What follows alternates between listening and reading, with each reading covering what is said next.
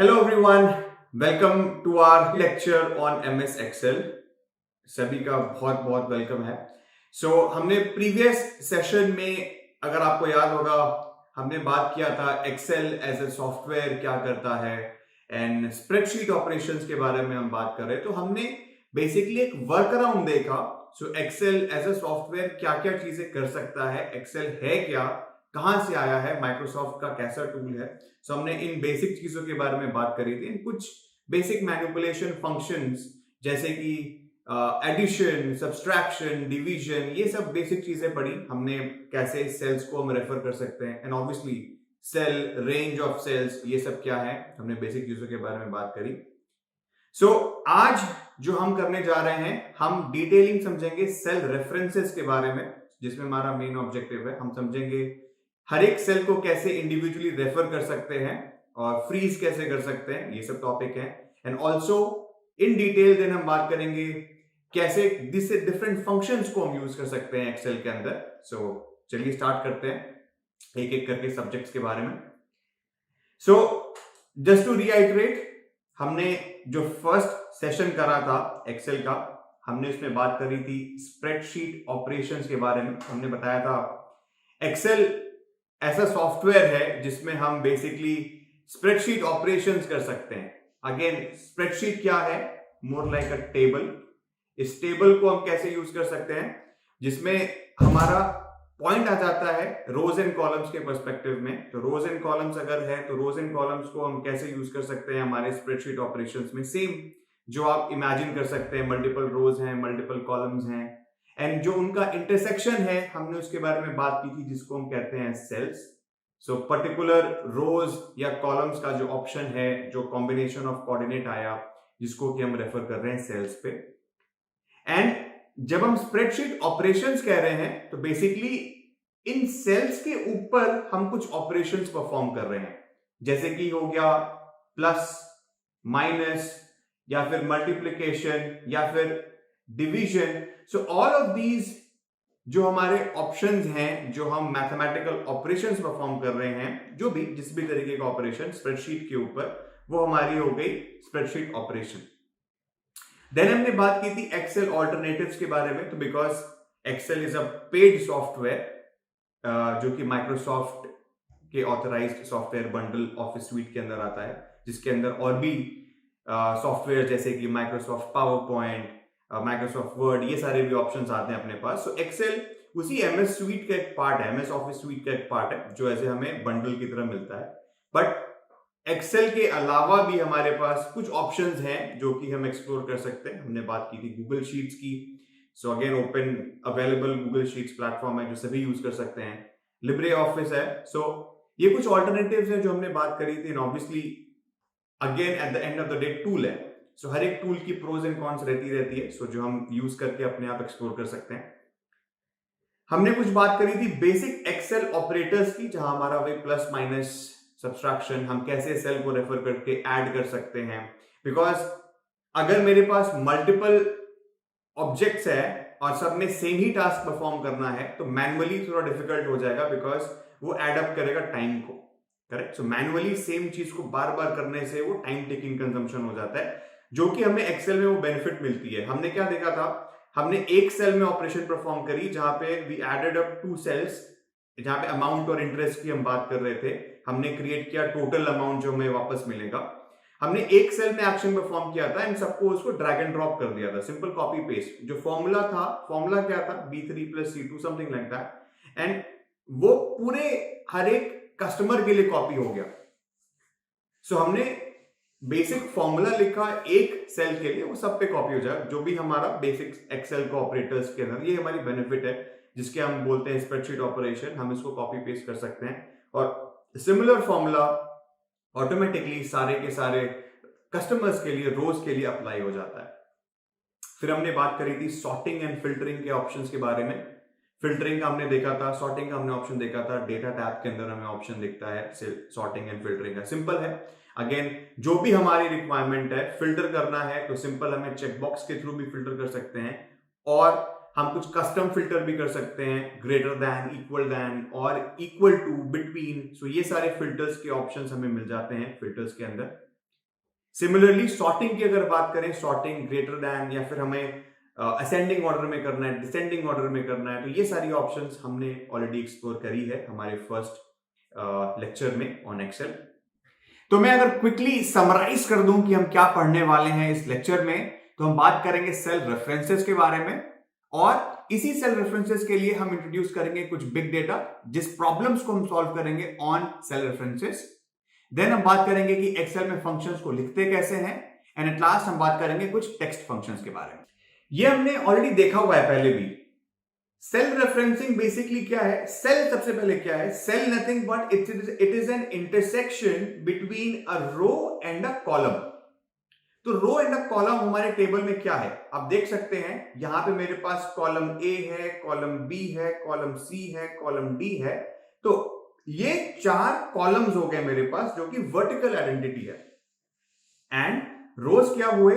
ये रो 1 है, ये रो 2 है, 3 है, 4 है, ये सारे मेरे पास रो की आइडेंटिटी है। सो कॉलम्स एंड रोज मिला के हमें बन रही है स्प्रेडशीट, करेक्ट। एंड इनका जो इंटरसेक्शन है, पर्टिकुलर रो पर्टिकुलर कॉलम की जो वैल्यू हुई, उस इंटरसेक्शन को हम बोल रहे हैं सेल। अब सपोज फॉर एग्जांपल मैं रेफर करना चाहता हूं कॉलम बी की 3rd रो को, कॉलम बी की 3rd रो को, जो कि ये है, इसका इंटरसेक्शन क्या हुआ अगर आप देखेंगे तो ये B3। तो B3 जो सेल है वो सेल रेफरेंस हुई बी कॉलम और 3rd रो की। So it is like an address for a cell, more like an intersection coordinate point for my entire spreadsheet. Or if a cell falls under a column A and a row 10, then उसकी referencing कैसी होगी? A10 की होगी, because मैं column A की बात कर रहा हूं and row 10 की बात कर रहा हूं. So A10 is my cell referencing. It's more like an address for a particular cell, जो कि हमने already देखा हुआ है। तो एक काम करते हैं, एक क्विकली एक्सेल पे सेम रिवाइज कर लेते हैं जो हमने सेम प्रॉब्लम सॉल्व करी थी फॉर अमाउंट इंटरेस्ट। सो एक बार रेफर करके इक्वल टू ऑपरेटर का यूज करके हम एड्रेस को यूज करते हैं, एंड देन उस पर एक बेसिक एक्सरसाइज कर लेते हैं। करेक्ट। ये जो एक्सेल फाइल है हमारे पास, आप देख सकते हैं यहाँ पे, ये बेसिक एक्सेल फाइल है जो कि हम यूज करना चाहते हैं। हमारे पास नंबर है, डिपॉजिटेड अमाउंट है, एंड अमाउंट है। तो बेसिकली ये है क्या? नंबर बेसिकली डिनोट कर रहा है हमारे इंडिविजुअल कस्टमर्स को, कस्टमर 1 2 3 4। एंड डिपॉजिटेड आपको दिख रहा होगा ऊपर में, अमाउंट डिपॉजिटेड। सो ये हमारा अमाउंट डिपॉजिटेड है for each customer.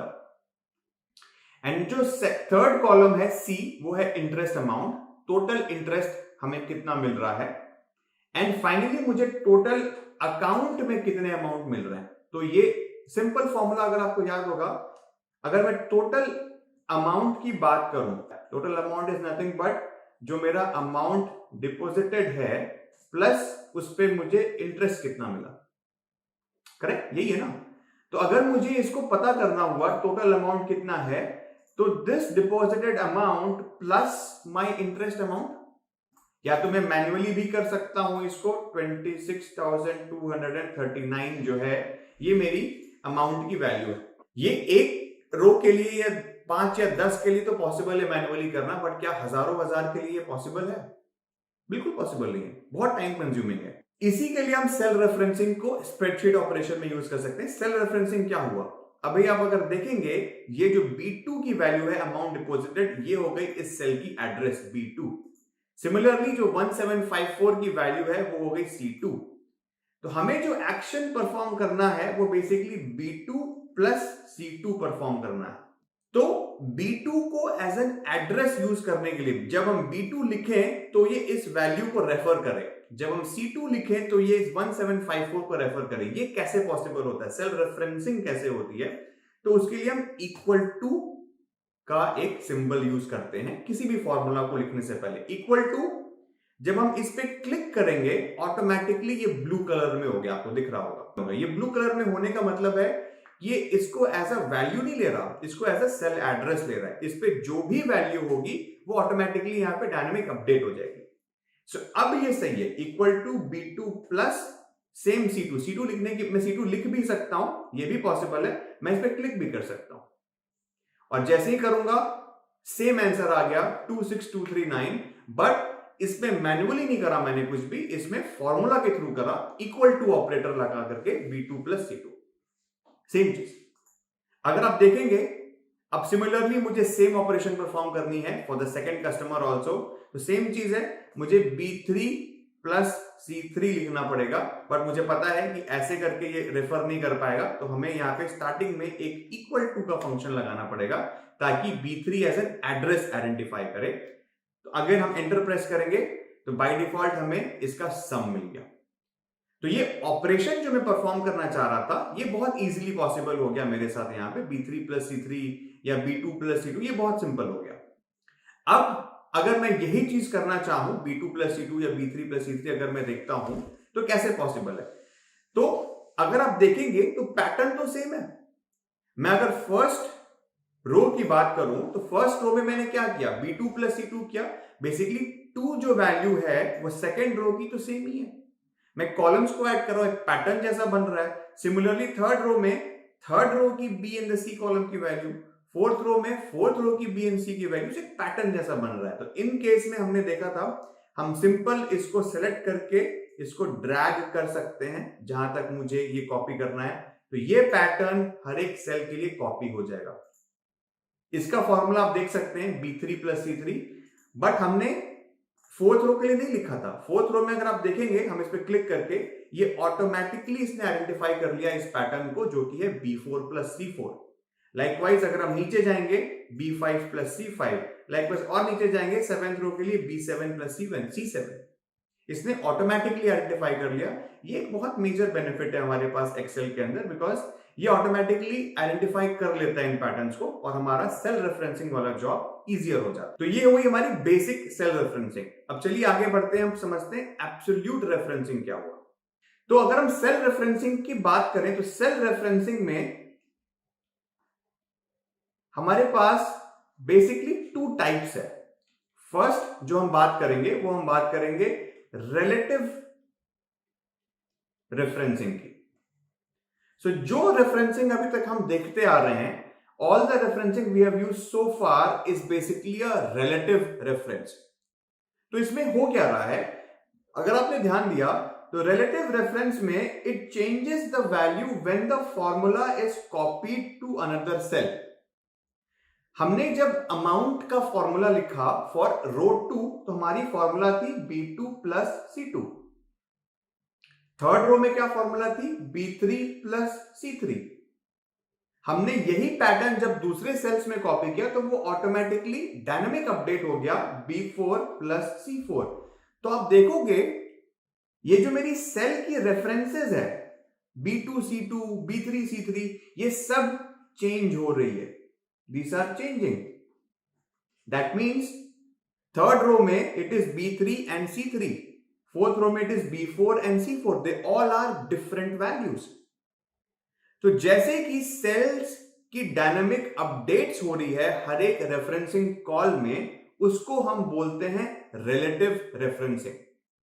That means अगर हम फॉर्मूला कॉपी करेंगे from one cell to another, the values of those cell references will be changing with time. That is my relative referencing. Second जो हम बात करेंगे वो हम बात करेंगे एब्सोल्यूट रेफरेंसिंग की। सेकंड जो हमारा इंपॉर्टेंट पार्ट आता है वो होता है absolute referencing. And absolute referencing is the one जहां पर हमारी ये वैल्यूज चेंज नहीं होगी। वो कैसा सिनेरियो है हम वो समझते हैं, एक बार क्विकली समझने की कोशिश करते हैं with example. So this reference does not change when the formula is moved across cells। इसका मतलब क्या हुआ, एक बार वापस से इस स्लाइड पर आते हैं। मैंने आपको क्या बताया था स्टार्टिंग में एक एग्जांपल, जैसे यहां पर आप देखेंगे C2 C3 एंड C4 ये बेसिकली क्या है, ये इंटरेस्ट की वैल्यू है। एंड ये इंटरेस्ट की जो वैल्यू है जरूरी नहीं है कि बैंक हर एक कस्टमर को एक सेपरेट इंटरेस्ट दे। हो सकता है कि बैंक मोस्ट ऑफ इस कस्टमर्स को एक सेम इंटरेस्ट दे रहा है, सपोज 5%। तो C2 C3 C4 बेसिकली एक कांस्टेंट वैल्यू है जो कि मैं बार बार रेफर कर रहा हूं, करेक्ट। हो सकता है कि मैं सेम 5% हर एक कस्टमर पे कॉपी करूं, वो अगेन थोड़ा इलॉजिकल है। तो चलिए यही सेम कॉन्सेप्ट मैं आपको क्विकली एक्सेल पे भी समझा देता हूं एक सिंपल एग्जांपल लेकर के। तो आप देख सकते हैं, सपोज मेरे पास एक कंपनी का डेटा है जिसमें मेरे पास 5 एम्प्लॉइज हैं। तो मैं इमेजिन करता हूं मेरे पास 5 एम्प्लॉइज हैं एंड उनकी कुछ सैलरी भी मेंशन है मेरे पास। तो मैं एम्प्लॉइज और उनकी सैलरी देख रहा हूं। मैं मानता हूं मेरे पास राम है, श्याम है, गीता है, सीता है एंड राहुल। ये 5 एम्प्लॉइज हैं मेरे पास जो मेरे ऑर्गेनाइजेशन में काम करते हैं और इनकी सैलरी है सपोज 20,000 एंड इनकी है 30,000, इनकी है 35,000, इनकी है सॉरी एक जीरो ज्यादा दे दिया मैंने। गीता की है 35,000, सीता की है 32,000, राहुल की है 25,000। तो ये सारे एम्प्लॉइज की सैलरी है। अब इमेजिन करते हैं कि आफ्टर 1 ईयर इन सबका इंक्रीमेंट हुआ और कंपनी ने एक स्टैटिक इंक्रीमेंट इन सबको दिया। इमेजिन करता हूं कि इन सबको एक बोनस के तौर पे या इंक्रीमेंट के तौर पे 5,000 रुपीज का इंक्रीमेंट मिला। ये मेरा इंक्रीमेंट का अमाउंट है जो सबको मिला। तो अगर मैं यही अमाउंट इन सब में ऐड करना चाहता हूं, सो फाइनली न्यू सैलरी जो मेरी बनेगी इन सारे एम्प्लॉइज की, वो क्या बनेगी? 20,000 प्लस 5,000, 30,000 प्लस 5,000, 35,000 प्लस 5,000। सो बेसिकली अगर आप नोटिस करेंगे, जो मैं आपको एक्सप्लेन भी कर रहा था, एक सेल के अंदर जो मेरी वैल्यूज ऐड हो रही है, जो 5 एम्प्लॉइज हैं जो मैं सैलरी पे ऐड कर रहा हूं, एक कांस्टेंट वैल्यू ऐड हो रही है। सो इस केस में अगर मैं ये बोलता हूं is equal to this plus this, technically मैं यही बोल रहा हूं, right? So salary plus my increment. तो मुझे पता है कि मैं 25,000 वैल्यू को बना लूंगा द मोमेंट में 20,000 पे 5,000 ऐड करूंगा। बट क्योंकि मुझे पता है कि मैं सेम को ड्रैग ड्रॉप करके भी सॉल्व कर सकता हूं, अगर मैं इसी को ड्रैग करके एंड तक लेकर के आऊं तो आप देख सकते हैं कि इन सब में ये वैल्यूज ऐड नहीं हो रही है। फर्स्ट में तो 25,000 ऐड हो गया, बट समहाउ इन चारों में ये वैल्यूज ऐड नहीं हो रही है। क्यों नहीं ऐड हो रही है, क्विकली एक बार एनालाइज करते हैं। तो आप देखेंगे इस फॉर्मूला में J7 ऐड हो रहा है, बट जब आप नीचे देखेंगे तो ये J8 को ऐड कर रहा है। लाइकवाइज थर्ड में ये J9 को ऐड कर रहा है। तो जैसे जैसे हम एक एक सेल को नीचे ड्रैग कर रहे हैं, उसी तरीके से यहां पे भी ये एक एक सेल को ड्रैग कर रहा है, विच इज रॉन्ग। तो इसी केस में हम यूज करते हैं सेल रेफरेंसिंग को। तो मैं एग्जैक्टली इसी वैल्यू को चेंज ना करके लॉक कर सकता हूं। लॉक यानी फ्रीज कर सकता हूं। कैसे फ्रीज कर सकता हूं? मैंने आपको बताया था डॉलर सिंबल डाल करके। मेरे पास इसका शॉर्टकट भी है, सिंपल। मैं अगर F4 प्रेस करता हूं यहां पे, अगर मैं इस वैल्यू पे, सॉरी माय बैड, अगेन इसको वापस रीटेक करेंगे। ओके, तो जैसे मैं इस वैल्यू को 5,000 ऐड करना चाह रहा हूं सैलरीज के ऊपर, तो मैं क्या बोल रहा हूं कि इस वैल्यू के अगेंस्ट में जहां पे मैं सेल रेफरेंसिंग कर रहा हूं J7, मैं अब इसको फ्रीज कर देना चाहता हूं। तो फ्रीज कैसे करूंगा? मैं मैन्युअली डॉलर सिंबल भी ऐड कर सकता हूं और मैं शॉर्टकट भी यूज कर सकता हूं F4 प्रेस करके। तो इसी सेल के अगेंस्ट में जो कि J7 है, अगर मैं यहां पर F4 प्रेस करूंगा तो आप देख सकते हैं बाय डिफॉल्ट $J7 ऐड हो गया। तो अब अगर मैं एंटर करता हूं और अब मैं इसको अगर ड्रैग करता हूं तो आप देख सकते हैं कि वैल्यूज सारी की सारी चेंज हो गई। बिकॉज अगर आप फॉर्मूला में भी देखेंगे, तो ये हो गया J7। सिमिलरली यहां पे भी ये J7 को ही रेफर कर रहा है। तो इस केस में जो फॉर्मूला बना, यहां पे ये वैल्यूज को तो आइडेंटिफाई कर रहा है हर एक सेल के अंदर, E8, E9, E10, बट क्योंकि ये एक स्टैटिक वैल्यू है, ये इसको चेंज नहीं कर रहा है, इसको हमने फ्रीज कर दिया J7 के लिए। तो सारे के सारे रिकॉर्ड के लिए ये एक सिंगल वैल्यू को ही रेफर कर रहा है। तो जल्दी बढ़ते हैं, हम एब्सोल्यूट रेफरेंसिंग की कुछ क्वेश्चंस करते हैं, एक्सेल पे क्वेश्चन करते हैं, तो हमें बेटर क्लैरिटी मिलेगी। तो चलिए मैं स्टार्ट करता हूं रेफरेंसिंग वाली पार्ट। तो ये है हमारी एक्सरसाइज जो हम करेंगे फॉर एब्सोल्यूट रेफरेंसिंग प्रॉब्लम। तो जैसे कि आप अभी स्क्रीन पे देख पा रहे हैं, मेरे पास मल्टीपल डिपॉजिटेड अमाउंट है, सेम प्रॉब्लम स्टेटमेंट है। मेरे पास कस्टमर्स हैं, कस्टमर 1 2 3 4 करके, एंड मेरे पास डिपॉजिटेड अमाउंट है, मल्टीपल डिपॉजिटेड अमाउंट है। एंड अगर आप देखेंगे, instead of mentioning different interest rates for each customer, मैंने एक कांस्टेंट इंटरेस्ट रेट मेंशन किया हुआ है यहां पे, जो कि प्रेजेंट है। ये वैल्यू जो है वो F F5 के अंदर प्रेजेंट है। यही है ना 3.5% जो कि मैंने लिखा हुआ है। आप इस सेल की एड्रेस यहां देख सकते हैं, F5 है, एंड उसको मैं यूज करना चाह रहा हूं एज अ फिगर जो कि मुझे हेल्प करे identifying the interest amount for each customer. तो अगर आप देखेंगे एज यूजुअल हमें पता है, आपको मैं पहले प्रॉब्लम दिखाता हूं। अगर मैं इसको मल्टीप्लाई करूं डिपॉजिटेड अमाउंट को इंटरेस्ट रेट से, है ना, ये क्या है, deposited amount this multiplied by interest rate, यही करना है ना मुझे। ये मुझे निकल के आ गई 856 रुपीज 0.975 पैसे। ये मेरी कस्टमर 1 की मेरी इंटरेस्ट अमाउंट है। सिमिलरली अगर मुझे कस्टमर 2 का भी इंटरेस्ट अमाउंट पता करना है तो मैं क्या करूंगा, 20931 this multiplied by interest rate. तो अगर आप देखोगे अभी इस केस में मैं क्या कर रहा हूं, इस केस की फॉर्मूला क्या है, B3 मल्टीप्लाइड बाय F5, और इस केस की क्या है, B2 multiplied by F5, and F5 इस केस में कॉमन है। अब कोशिश करते हैं कि मैं अगर इसी को कॉपी करके नीचे कर दूं, देखो क्या हुआ, आपको दिख रहा है, ये फॉर्मूला अपडेट हो गया B4 मल्टीप्लाइड बाय F6, ये फॉर्मूला अपडेट हो गया B5 multiplied by F7। So basically ये रो में भी ऐड कर रहा है जो लास्ट टाइम भी हो रहा था। अगर मैं सिंपल कॉपी पेस्ट करूंगा तो ये रो की वैल्यू तो डायनेमिकली अपडेट कर ही रहा है, उसके साथ साथ ये मेरी इंटरेस्ट की भी वैल्यू को डायनेमिकली अपडेट कर रहा है। F7 F8 ये गलत सेल को रेफर कर रहा है, ये मुझे नहीं करना। मैं चाहता हूं कि ये रो को तो चेंज करे बट इस F5 को चेंज ना करे। हमने देखा है कैसे कर सकते हैं इसको।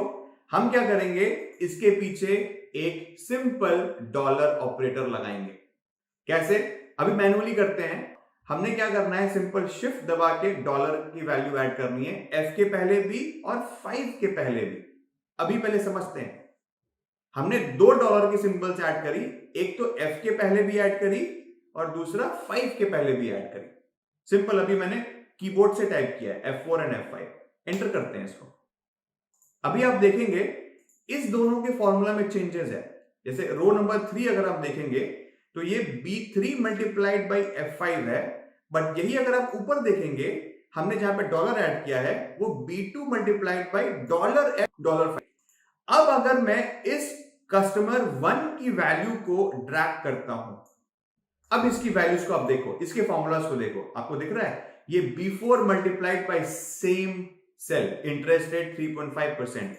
कॉलम नंबर 7 में देखोगे तो ये B7 multiplied by same $F$5। So basically इस केस में क्या हुआ, जो मेरी रेफरेंसिंग होनी चाहिए थी, जो मैं एक्सपेक्ट कर रहा था कि ये वैल्यूज चेंज ना हो, एग्जैक्टली वही हो रहा है। मेरी इंटरेस्ट रेट जो है सेम है 3.5% for all of my cells, मुझे यही चाहिए था, करेक्ट। तो इस केस में हम बोलते हैं कि हमने इस वैल्यू को लॉक कर दिया, हमने इसको फ्रीज कर दिया। हम चाहते हैं कि हर एक, हमें कॉपी पेस्ट भी करूं अगर फॉर्मूला तो ये चेंज ना हो। तो इन सिचुएशन में हमने एब्सोल्यूट रेफरेंसिंग का यूज किया, एंड एब्सोल्यूट रेफरेंसिंग को यूज करते हुए हमने ये फिगर आउट किया कि ये value with the help of dollar symbol ये चेंज नहीं होती है, इवन इफ अगर मैं कॉपी पेस्ट करता हूं फॉर्मूला को। तो पैटर्न को आइडेंटिफाई किया इसने, B3 B4 B5 हर एक रो के पैटर्न को आइडेंटिफाई किया, बट सेम टाइम मैंने लॉक भी किया हुआ था क्योंकि इंटरेस्ट रेट के परसेंटेज को, तो मुझे कोई प्रॉब्लम नहीं हुई।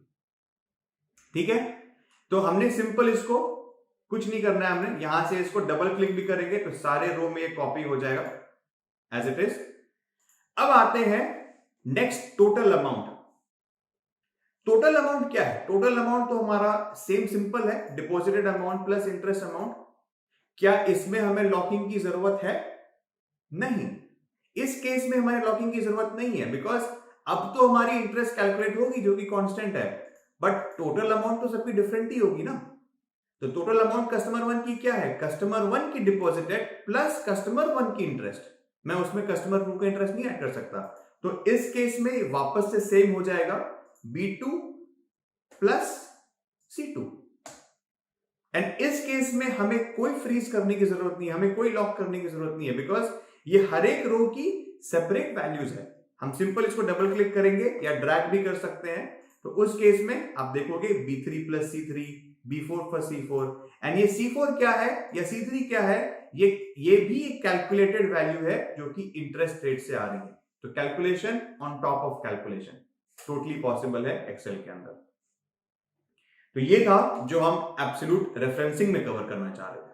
अब नेक्स्ट आता है हमारा again important topic, mixed referencing. हमने अभी दो रेफरेंसिंग टाइप्स के बारे में पढ़ा। हमने पढ़ा सेल रेफरेंसिंग जो अब तक हम पढ़ते आए हैं, डायनामिक रेफरेंसिंग।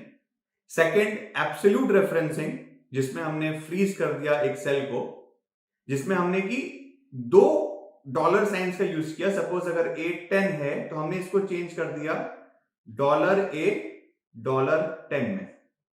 दैट मीन्स वो पूरी की पूरी सेल फ्रीज हो गई। बट एक और एडवांस रेफरेंसिंग होती है मिक्स्ड रेफरेंसिंग, एंड जैसे कि आप देख सकते हैं, name as the name suggest, these are the references in which one part is absolute and the other part is relative. That means अगर आप ये देखेंगे 8-10 के अंदर, सो हमारे पास कॉलम की भी रेफरेंसिंग है, हमारे पास रो की भी रेफरेंसिंग है, करेक्ट? तो अगर हम $A $10 लिखते हैं, दैट मीन्स हमने कॉलम को भी फ्रीज कर दिया, हमने रो को भी फ्रीज कर दिया। बट इस केस में क्या होता है, मिक्स के केस में हम रेस्पेक्टिव टू रोज या फिर रेस्पेक्टिव टू कॉलम्स भी लॉकिंग कर सकते हैं। अब जैसे फॉर एग्जांपल ये देखते हैं यहां पे $2। सो बेसिकली डॉलर जहां लगा होगा उसके बाद की जो रेफरेंसिंग है हमने उसको लॉक किया हुआ है। सपोज $2 या फिर $B2, इसका क्या मतलब हुआ? $2 का मतलब A जो है वो डायनामिक पार्ट है, दिस कैन चेंज अगर मैं फॉर्मूला में कॉपी पेस्ट करूंगा, एंड $2 का क्या मतलब है, this is fixed second row. हमने लॉकिंग लगा दी सेकेंड रो के ऊपर, ये $2 का मतलब हुआ यहां पे। सिमिलरली $B2 का क्या मतलब हुआ, ये जो B है मेरा, हमने लॉकिंग कर दी, lock on column B, and जो 2 है, 2 जो है मेरा, हमने ये डायनामिक कर दिया, डायनामिक रो। अगेन इसका हम एग्जांपल्स भी देखेंगे with respect to problem statements also, so उसमें don't worry about that. But again हमें समझने के लिए ये मिक्स रेफरेंसिंग की पार्ट हो गई, जहां पर हमने रेस्पेक्टिव टू कॉलम्स या रेस्पेक्टिव टू पर्टिकुलर रो हमने फ्रीजिंग करी है, instead of taking a cell as a locking point. अब एक क्विकली आपको एक शॉर्टकट भी बता देता हूं, शॉर्टकट कैसे यूज कर सकते हैं। हमने मैनुअली तो अप्लाई किया था, we can also apply manually by typing the dollar signs, जो हमने लास्ट एग्जांपल में भी किया। बट एक्सेल आपको एक शॉर्टकट भी प्रोवाइड करता है सेल को फ्रीज करने के लिए, सेल को लॉक करने के लिए। हम उस केस में F4 का यूज कर सकते हैं। सो किसी भी सेल के ऊपर जाकर के अगर आप F4 टाइप करेंगे तो वो ऑटोमेटिकली इस फॉर्मेट में चेंज हो जाएगा, $A $4।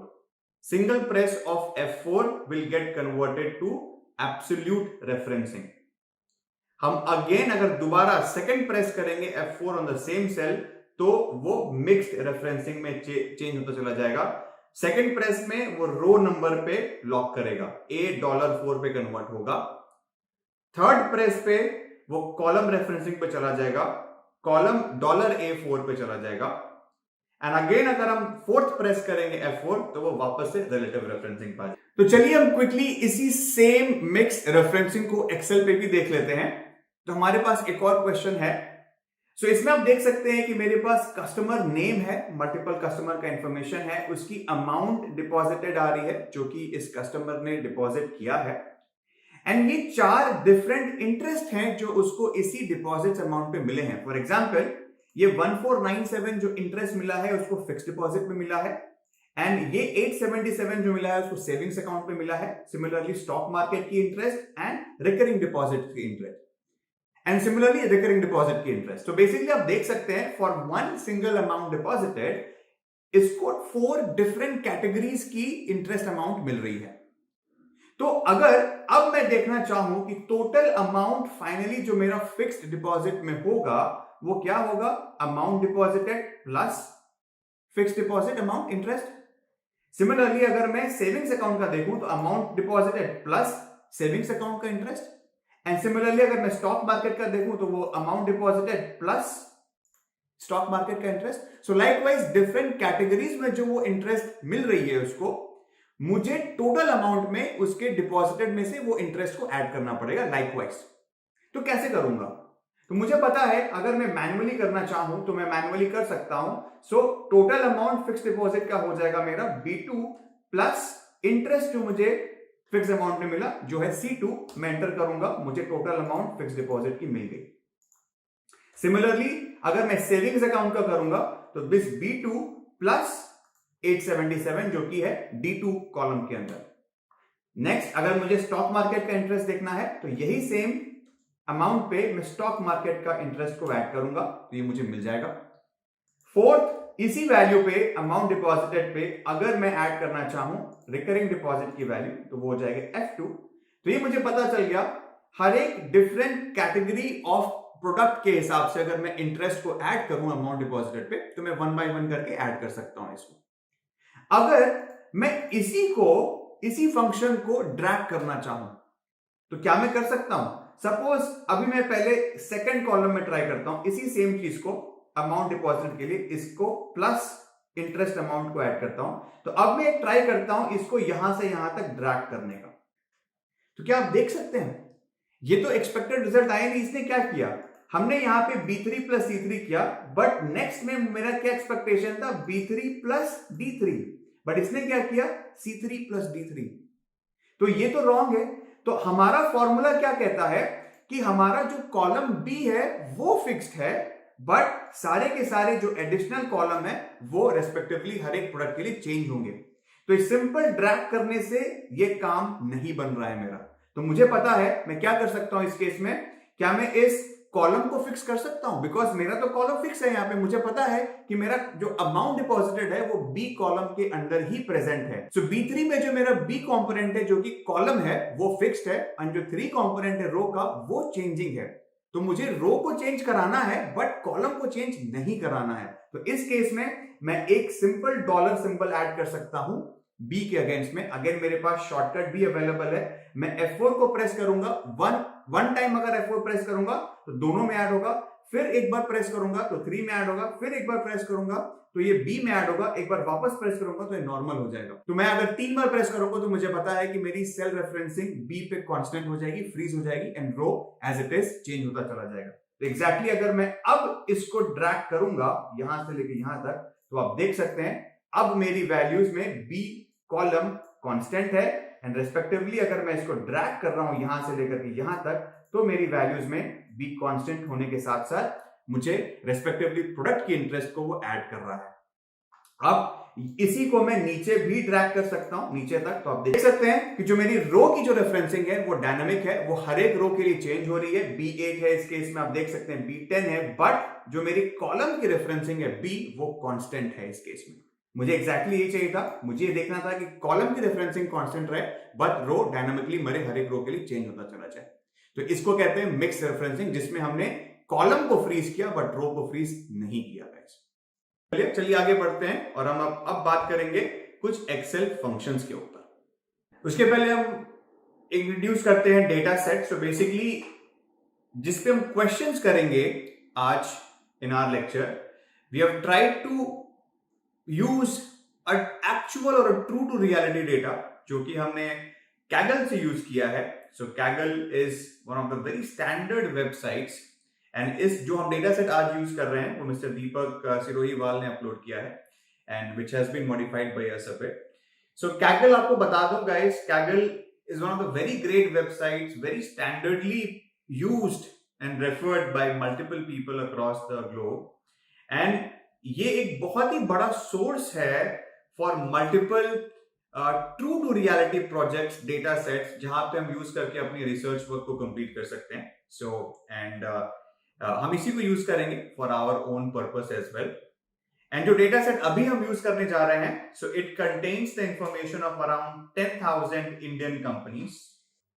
तो चलिए क्विकली इसी एक्सेल फाइल को एक बार हम देख भी लेते हैं किस तरीके की इंफॉर्मेशन हमारे पास अवेलेबल है।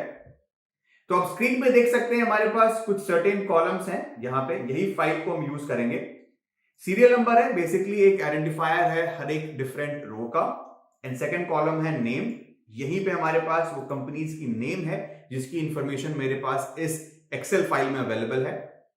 थर्ड कॉलम है रेटिंग्स, सो बेसिकली इस कंपनी की रेस्पेक्टिव रेटिंग मुझे इस कॉलम में मिली हुई है। फोर्थ कॉलम है रिव्यूज, इस कंपनी के कितने रिव्यूज मेरे पास अवेलेबल हैं वो इस फाइल के अंदर अवेलेबल है, कॉलम डी के अंदर। देन हम बात करेंगे कंपनी टाइप, ये किस टाइप की कंपनी है, weather it is a public company, private company, तो ये उस टाइप की डिटेल इंफॉर्मेशन है इस ई कॉलम के अंदर। देन है मेरे पास हेडक्वार्टर की इंफॉर्मेशन, बेसिकली इस कंपनी का हेडक्वार्टर कहां पे अवेलेबल है, मुंबई महाराष्ट्र, एंड ये प्रेजेंट है 267 मोर डिफरेंट लोकेशंस पे, तो ये इंफॉर्मेशन मेरे पास हेडक्वार्टर कॉलम के अंदर है।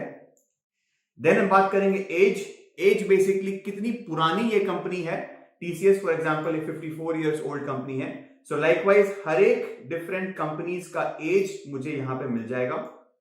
देन है मेरे पास number of employees, number of employees basically मैं बोल रहा हूं कितने एम्प्लॉइज हैं मेरे पास इस ऑर्गेनाइजेशन में। सो जैसे फॉर एग्जांपल ये एक स्ट्रिंग इंफॉर्मेशन है जहां पे मैं बोल रहा हूं 1 lakh plus employees India. Likewise हर एक कंपनी की सेपरेट इंफॉर्मेशन अवेलेबल है मेरे पास, जो भी कंपनी मेंशन्ड है इस कॉलम बी के अंदर, उसके अगेंस्ट में जो नंबर ऑफ एम्प्लॉइज है वो मुझे यहां मिल रहा है। देन है कॉलम आई, कॉलम आई में बात करें टैक्स के बारे में, सो ये किस तरीके का काम करती है। फॉर एग्जाम्पल आप देख सकते हैं टीसीएस, ये है बीपीओ या कॉल सेंटर वाली company, and then IT services and consulting, Accenture, Cognizant, likewise हर एक कंपनी का वर्किंग स्ट्रक्चर मेंशन्ड है यहाँ पे टैग्स के लिए, कौन कौन से टाइप ऑफ वर्क वो परफॉर्म करती है। सो ये हमारा बेसिक डिस्क्रिप्शन है डेटा का। चलिए आगे बढ़ते हैं। बट बेसिकली हमारा ऑब्जेक्टिव है फंक्शंस को समझना। सो हम फंक्शंस जो हम पढ़ेंगे अभी, टेक्स्ट फंक्शंस जो हमारी आज की एजेंडा है, वो बेसिकली हमने यूज किया हुआ है इसके ऊपर। तो हम स्टार्ट करते हैं।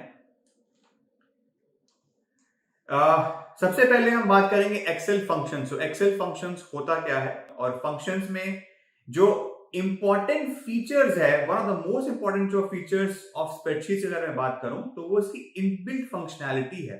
जैसे कि हमने अभी सेल रेफरेंसिंग के थ्रू क्या किया, C2 प्लस B2 किया, करेक्ट। तो ये C2 प्लस B2 है क्या, ये कहां से आया मेरे पास, तो C2 एक सेल है, B2 एक दूसरा सेल है, तो हमने इसको रेफर करके इस पे प्लस करने की कोशिश की, जो हमारा एक अरिथमेटिक फंक्शन है। सिमिलरली अगर हम चाहें, हम इनबिल्ट फंक्शनैलिटीज को भी यूज कर सकते हैं एक्सेल में। वो कैसे, हम यूज करेंगे simple sum function. As a function में पेरेंथेसिस यूज करके इसके अंदर हम कुछ आर्ग्यूमेंट्स पास कर सकते हैं। इन केस में हमारे पास C2 और B2 जो है, जिसको मैं सम करना चाहता हूं, वो एक आर्ग्यूमेंट की तरह पास होगा। तो हम क्या लिखेंगे, equal to sum as a function, and then we will pass C2, B2। ये एग्जैक्टली सेम है इस टास्क से। एंड ऑब्वियसली लाइकवाइज ये तो सम हमने बहुत बेसिक एग्जांपल की बात करी, इसके अलावा बहुत सारे ऐसे फंक्शंस हैं जो कि एक्सेल हमें प्रोवाइड करता है। सो हर एक फंक्शन का एक स्पेसिफिक टास्क है जो कि हम एक्चुअली इस वीडियो में समझेंगे, और उसको हम कैसे यूज करते हैं, क्या पर्पस है, that will be our objective. And also जो हमें एक दिमाग में रखना पड़ेगा, जो भी फंक्शन है उसका एक सिंटेक्स होगा। सिंटेक्स मतलब जो भी हम फंक्शन लिखेंगे उसके अंदर हम कुछ आर्ग्यूमेंट्स, कुछ वैल्यू पास कर सकते हैं। बेसिकली फंक्शन कुछ इवैल्यूएशन करेगा, कुछ कैलकुलेशन करेगा बैकग्राउंड पे, एंड उसका एक रिजल्ट आएगा जो कि हम कंज्यूम करेंगे, करेक्ट। तो हम उसमें वैल्यूज को या कोई भी लॉजिक को कैसे पास करेंगे वो डिपेंड करेगा हर एक फंक्शन के इंडिविजुअल यूजेज पे। एंड हर एक फंक्शन का एक रेस्पेक्टिव सिंटेक्स है जो कि हमारी ऑब्जेक्टिव है, हम उसी को पढ़ेंगे इसमें। So will try to take few important text related function, तो टेक्स्ट के कुछ फंक्शंस को पढ़ेंगे इस वीडियो में, एंड रेस्पेक्टिवली उसके सिंटेक्स को समझेंगे। सिंटेक्स मतलब उस फंक्शन के अंदर हम वैल्यूज को कैसे पास कर सकते हैं, ये ऑब्जेक्टिव। तो चलिए बढ़ते हैं अब नेक्स्ट फंक्शन की तरफ, जो हमारा फर्स्ट अपर फंक्शन है, आप देख सकते हैं स्क्रीन पे। So upper one of the text functions है, एज सिंपल एज दैट, आपको नाम से भी समझ में आ रहा होगा।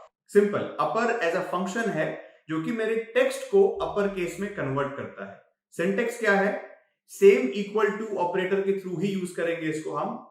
Instead of calling equal to से B2 प्लस C2 जो अब तक हम जो करते आए हैं, इस केस में हम इक्वल टू लिख के upper as a text type करेंगे तो अपर फंक्शन लिख सकते हैं। एंड अपर फंक्शन एक पैरेंथेसिस ओपन होती है एंड यहां पे हम टेक्स्ट पास कर सकते हैं। इस टेक्स्ट में सपोज मैं अगर अपना नाम टाइप करूं अर्पित,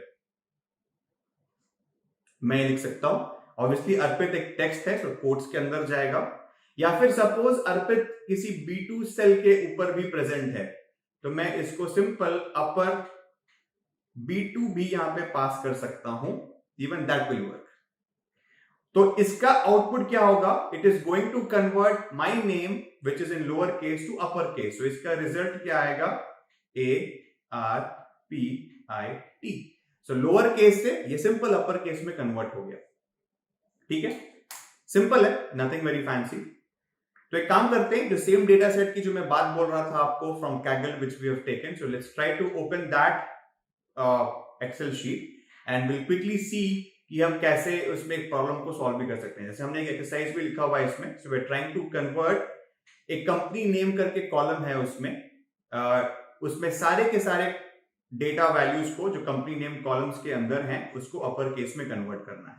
ओके, आप अपने स्क्रीन पे देख सकते हैं।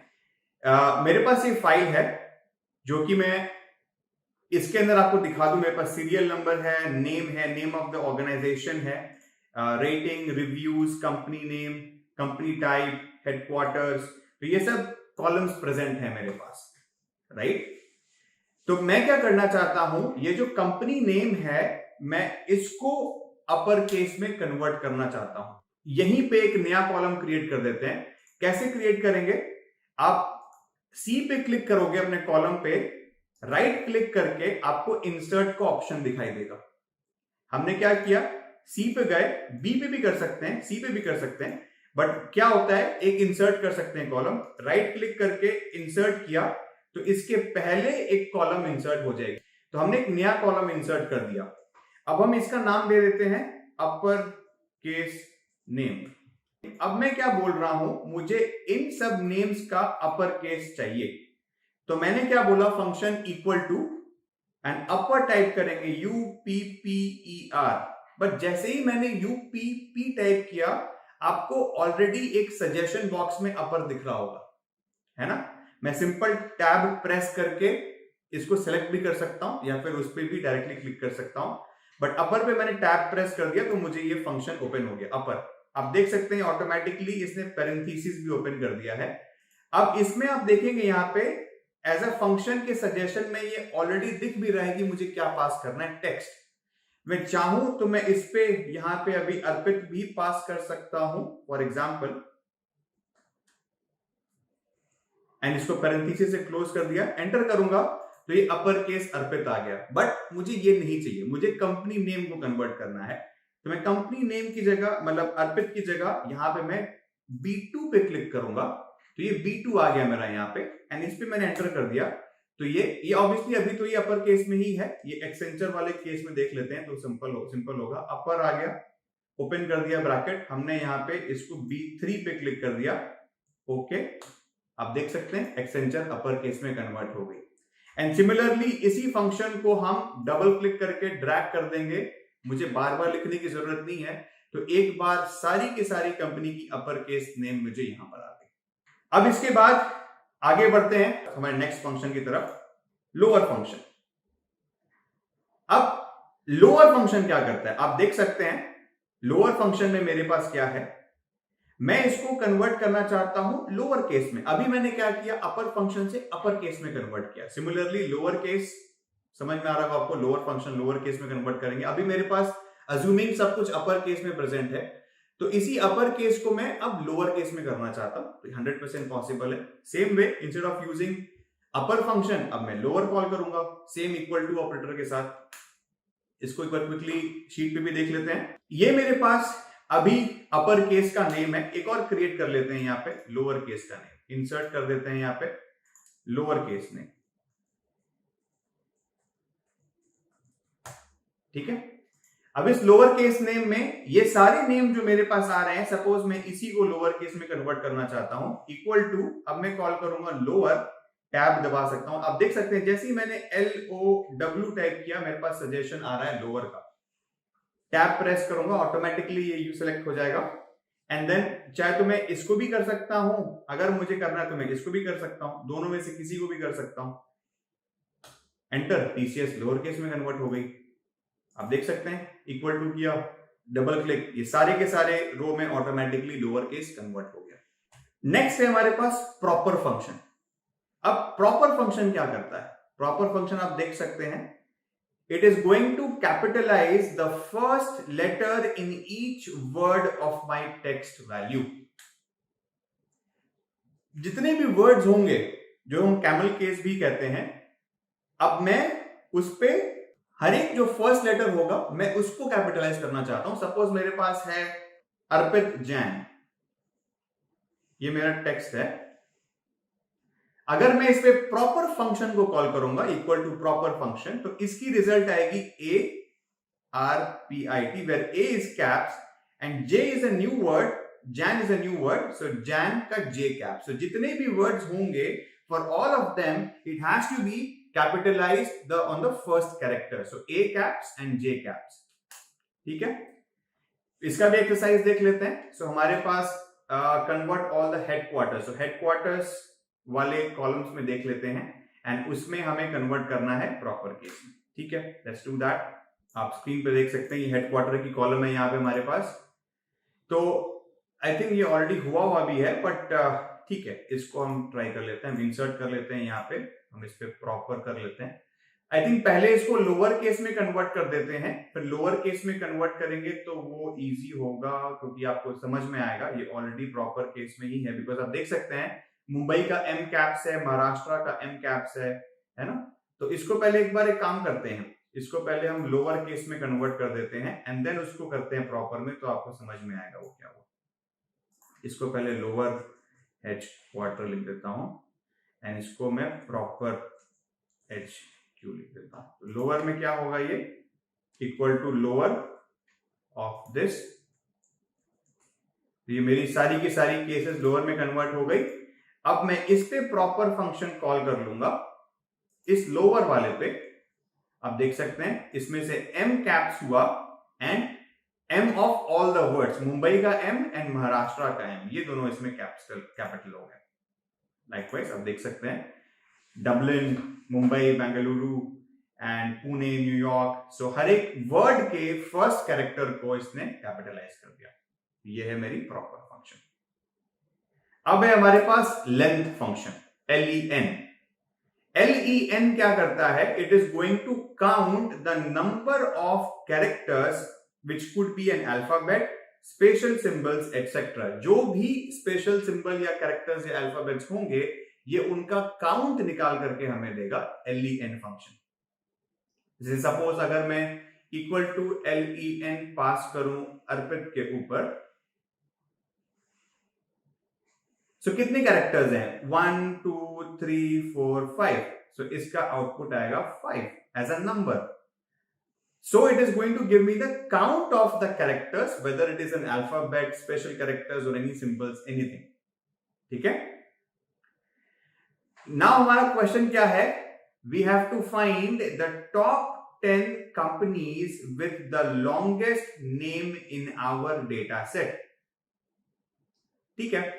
सो हमें क्या करना है? टॉप 10 कंपनीज निकालनी है with the longest name in our data set. So हम लेंथ फंक्शन को यूज कर सकते हैं, सॉर्टिंग भी कर सकते हैं उसके ऊपर। तो एक एक करके देखते हैं कैसे होगा।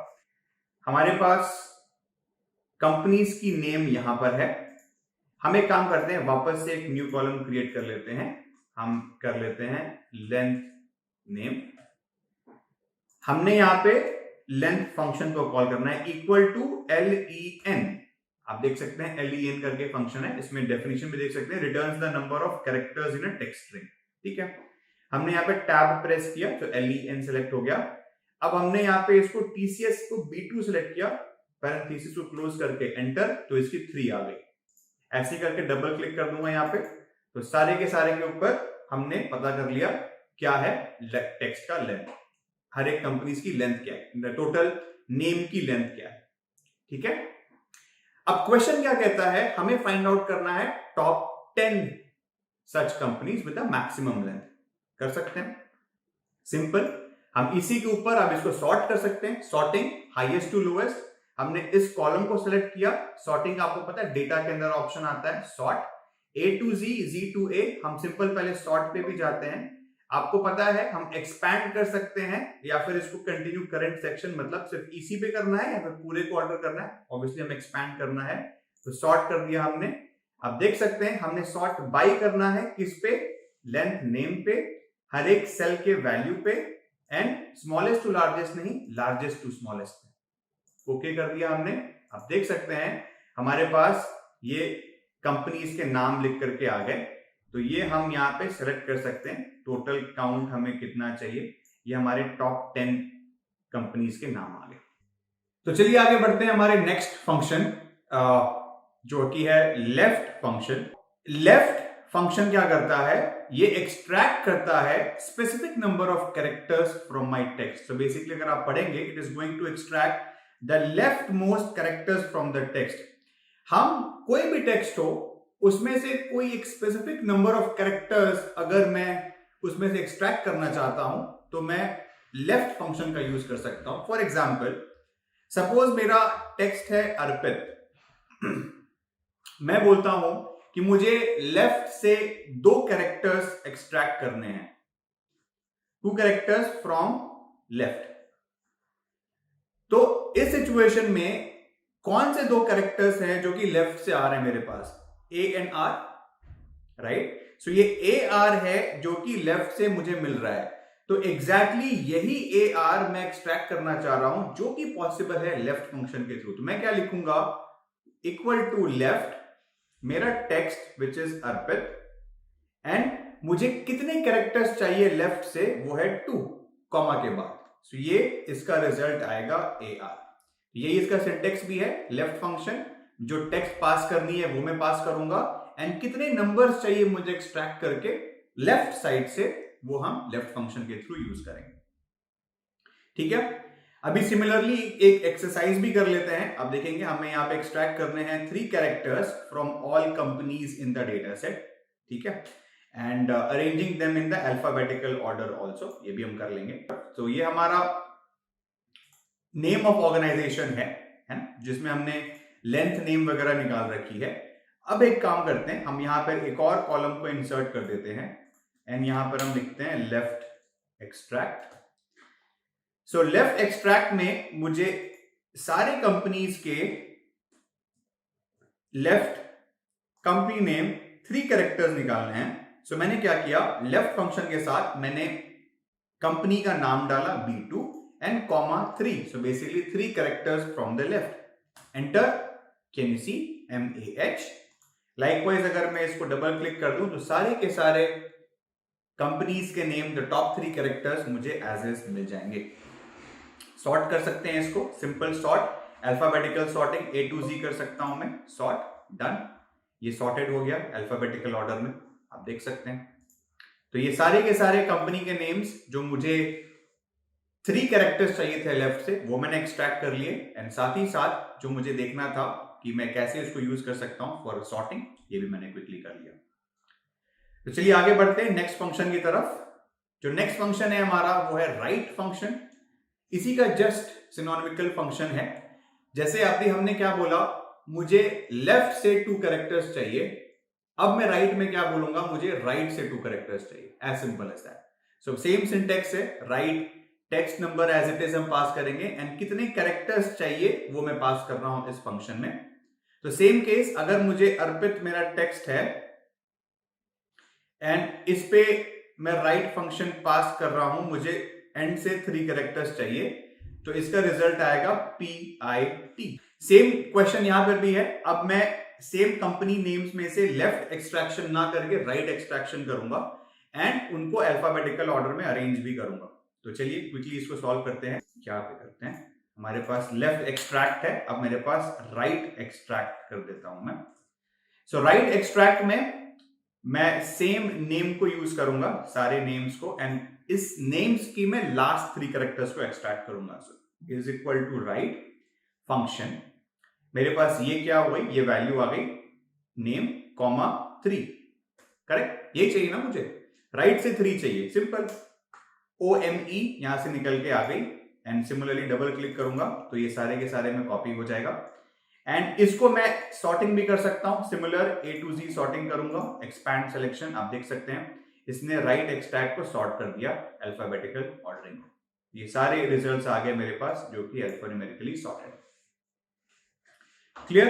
एंड आप देख सकते हैं एक और इंटरेस्टिंग चीज, सपोज इस ऑर्गेनाइजेशन का नाम है नेटवर्क स्पेस 18, so ये स्पेस भी एक कैरेक्टर है जो कि यहां पे आइडेंटिफाई हो रहा है। अगर आप देखेंगे इसके आउटपुट में स्पेस 18 है, एक स्पेस कैरेक्टर भी आइडेंटिफाई हो रहा है, तो which is nothing but actually a character with in my text. So with in the characters अगर कोई मेरा टेक्स्ट है तो वो एक्चुअली टेक्स्ट है, स्पेस कैरेक्टर भी एक टेक्स्ट की तरह ही यूज हो रहा है। यहाँ पर हमारे पास आता है मिड, सिमिलर फंक्शन है, हमने लेफ्ट में बात किया, हम लेफ्ट से 3 कैरेक्टर्स लेंगे, राइट में हमने बोला हम राइट से 3 कैरेक्टर्स लेंगे। अब मिड में क्या बोल रहा हूं, मिड में जरूरी नहीं है कि मैं लेफ्ट से स्टार्ट करूंगा या राइट से लूंगा, मैं मिड में कहीं से भी स्टार्ट कर सकता हूं। तो हमारे पास एक एक्सरसाइज है यहाँ पे जहां पे हमें ये फाइंड आउट करना है कि middle, third and fourth character. एक एग्जांपल लेते हैं, सपोज करते हैं मेरे पास एक वर्ड है PW स्किल्स, तो मैं यहां पे लिखता हूं PW skills.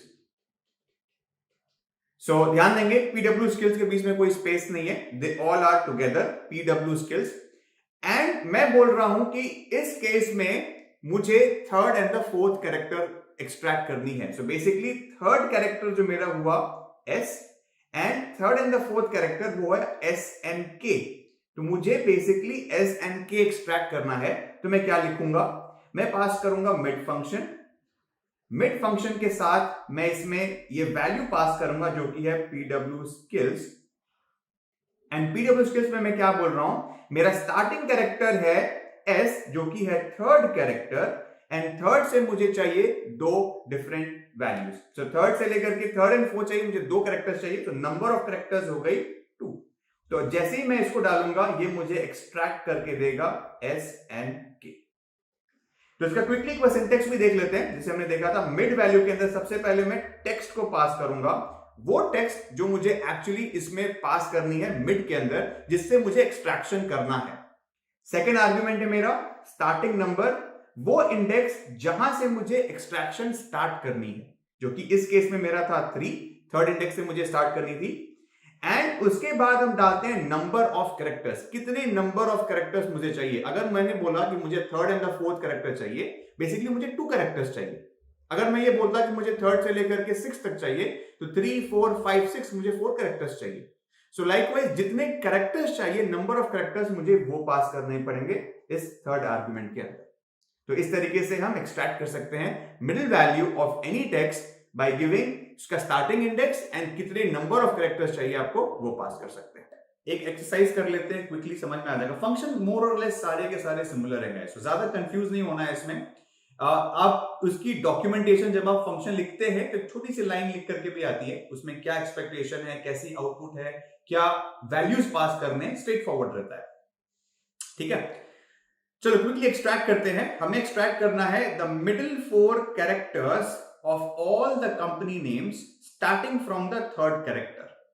Same company name, या नेम है यहाँ पे, मैं यहाँ पे इंसर्ट कर देता हूं, यहाँ पे मैं लिख देता हूं mid extract. So mid extract के लिए मैंने क्या बोला, is equal to mid company का नाम starting from the third character, कितने कैरेक्टर्स चाहिए, 4 चाहिए, कॉमा दिस। तो देख सकते हैं आप, मैंने थर्ड से स्टार्ट किया, 1 2 3, T is my third character, 4 तक जाएगा तो TWOR एक्सट्रैक्ट होके आ गई मेरे पास। सिमिलरली सारे के सारे 4 characters starting from the third निकल के आ गए मेरे पास, तो ये सारी मेरी कंपनी के मिड 4 कैरेक्टर्स हैं। जो नेक्स्ट फंक्शन है मेरा वो है ट्रिम। ट्रिम क्या करता है, ट्रिम बेसिकली करता है अगर मेरे कैरेक्टर के पास जो भी मेरा टेक्स्ट है इसके स्टार्टिंग में या एंड में कोई एम्प्टी स्पेसेस, जैसे फॉर एग्जांपल अभी हमने देखा कि मेरा वर्ड था नेटवर्क 18, ये कंपनी का नाम था। आप यहां पे एक स्पेस देख सकते हैं नेटवर्क और 18 के बीच में, राइट? सो क्या ये स्पेस अनवांटेड है? No, this space is not unwanted. But imagine करिए आपके पास स्टार्टिंग में ये एक दो ब्लैंक स्पेस और एक दो लास्ट में एंड ब्लैंक स्पेसेस हैं। ये कैरेक्टर्स में होते हैं मोस्टली, ये मिसिंग वैल्यूज की तरह ले सकते हैं आप इसको, ये ऐसे ब्लैंक स्पेसेस हो सकते हैं आपके कैरेक्टर में। तो ये जो ब्लैंक स्पेसेस जो वर्ड के पहले और बाद में है, नॉट बिटवीन, ये जो बीच वाला है स्पेस, ये टेक्स्ट है, ये कैरेक्टर है। बट अगर कोई अनवांटेड स्पेस स्टार्टिंग के या एंड में मेरे पास अवेलेबल है, तो उसको हटाने के लिए हम यूज करते हैं ट्रिम फंक्शन। अगर आप इसको रीड भी करेंगे, it is removing the additional spaces before and after the text entry, as simple as that. Exactly हम ये करते हैं, है ना? तो एक बार क्विकली चेक भी कर लेते हैं। इसका कोई फंक्शन नहीं है, इसमें कोई आर्गुमेंट नहीं पास करना, सिंपल ट्रिम के साथ मुझे वो वैल्यू पास कर देनी, ये ऑटोमेटिकली वो क्लीन कर देगा उसको, additional before and after white spaces. ठीक है, सेम वे हम सेम कंपनी नेम पे इसको अप्लाई कर देते हैं और हेडक्वार्टर पे भी अप्लाई कर देते हैं ट्रिम करके। Quickly let's do that. So अभी आप देख सकते हैं मेरे पास नेम है। सो इस नेम के अंदर मैं एक और इंसर्ट कर देता हूं, ट्रिम नेम।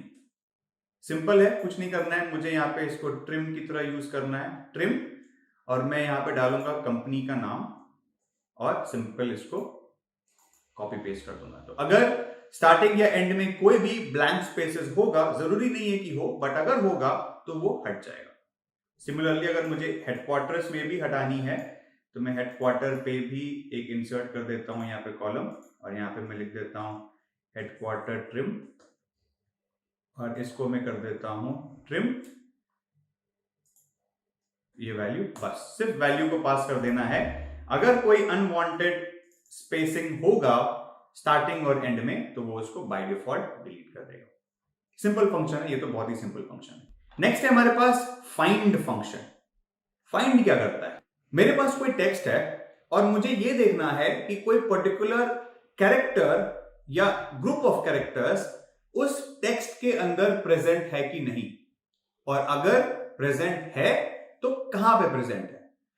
फाइंड एग्जैक्टली वही करता है। फाइंड क्या करता है? It is giving you the position, basically index number, जहां पे जो अभी आपको सर्च करना है वो प्रेजेंट है आपके टेक्स्ट के अंदर। एग्जैक्टली आप देख सकते हैं, it is helping you to find and return the starting position of a text. Starting position का भी एक फंडा है। बेसिकली अब सपोज अगर आप सर्च कर रहे हैं, मेरे पास एक कोई वर्ड है, से अर्पित स्पेस जैन, ठीक है, मैं इस टेक्स्ट में से सर्च करना चाहता हूं ए कहां पे, तो ए तो दो पोजीशन पे है ना, यहां पे भी है, यहां पे भी है, करेक्ट, 1 पे भी है, 2 3 4 5 6 7 8 पे भी है, करेक्ट।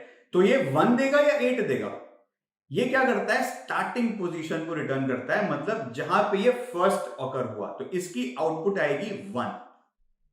ये करता है फाइंड। ये बताता है वो इंडेक्स नंबर जहां पे आप जो टेक्स्ट को फाइंड करना चाहते हो, वो आपके टेक्स्ट में, मतलब वो आपके जो आप कैरेक्टर को फाइंड करना चाहते हो टेक्स्ट में कहां प्रेजेंट है, ये बताती है। ठीक है, मोस्ट इंपॉर्टेंटली ये देखने वाली बात है, ये केस सेंसिटिव फंक्शन है। सपोज अगर मेरे पास ये अर्पित स्पेस JAIN हो, तो ये 100% यही रिटर्न करेगा। बट अगर मैं इसमें कैपिटल A सर्च करूंगा तो ये 8 रिटर्न करेगा। It is case sensitive. Quickly इसी का एक सिनोनिमस फंक्शन भी देख लेते हैं, फिर हम एक्सरसाइज करेंगे इस पे। आप देख सकते हैं एक और फंक्शन होता है फाइंड की जगह पे सर्च। ये एग्जैक्टली सेम है फाइंड की तरह, जहां पे हमने एक पैटर्न को या कैरेक्टर को चेक करना है टेक्स्ट के अंदर। बट इन दिस केस आप देख सकते हैं this is not case sensitive. So इस केस में सपोज मेरे पास अगर ये अर्पित JAIN है, और अगर मैं कैपिटल A सर्च करूं तो ये तो 1 देगा ही देगा, और अगर मैं स्मॉल a भी सर्च करूं तो भी ये 1 देगा। ये 100% नॉट केस सेंसिटिव है। इस केस में हम कैपिटल A भी पास करें या स्मॉल a भी पास करें, ये 1 ही मिलेगा हमें यहां पर। एक बार हम क्विकली चेक भी कर लेते हैं। Let's try to find out this capital S in each company. हम एक बार इसको क्विकली वैलिडेट भी कर लेंगे, फाइंड और सर्च दोनों से देख लेते हैं। So, हमारे पास कंपनी नेम है, यहां पे हम यहां पे करते हैं फाइंड नेम और एक और इंसर्ट कर देते हैं सर्च नेम।